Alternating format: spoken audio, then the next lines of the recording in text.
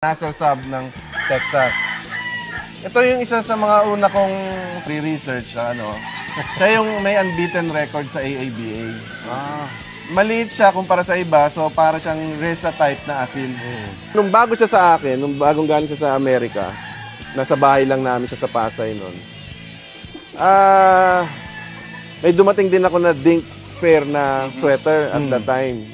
May yellow legats din. Inspire ko siya rin sa Dink na Stagren.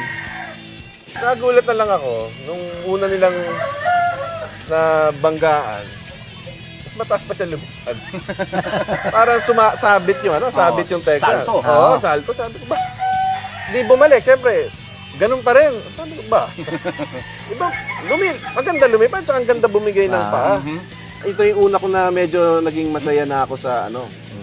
Naging masaya na ako sa labas ng So, sa nung mga panahon na yon, siya yung sabi ko, yan sa pinaka-importante kong manok sa farm kasi pwede mo siya ilaban ng naked heel, i-cross mo siya for naked heel, i-cross mo rin siya sa Texas, okay din.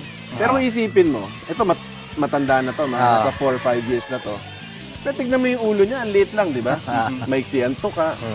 Ang half and half niyan sa Texas, maliit lang din ang ulo, pero may kita mo expression ng mukha na asil. Sabi ko nga, kung gusto mong pagandahin, pwede rin kasi ang lit na ng ulo eh. Para siyang mga round head lang din talaga. Tama.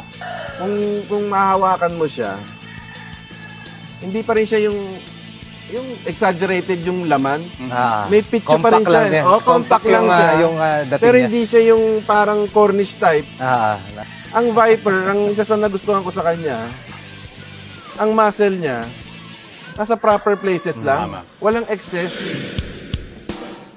Again, this is the Saab Viper.